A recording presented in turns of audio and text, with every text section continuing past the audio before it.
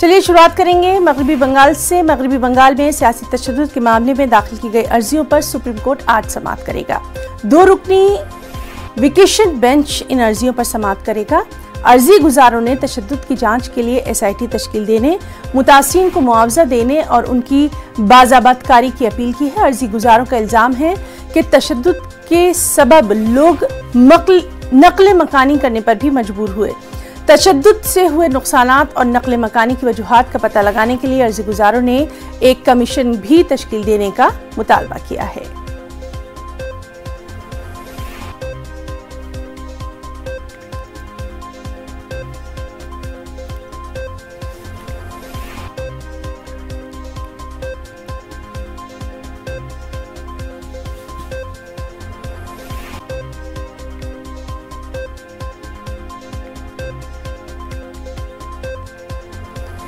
तो नाज़रीन, आपको बताएं कि मगरबी बंगाल में सियासी तशद्दुद के मामले में दाखिल की गई अर्जियों पर सुप्रीम कोर्ट आज समाअत करेगा।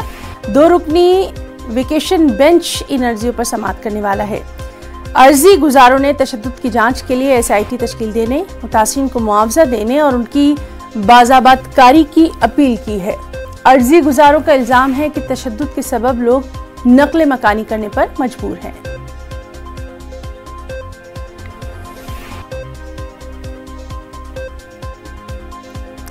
एक और अहम खबर, नारदा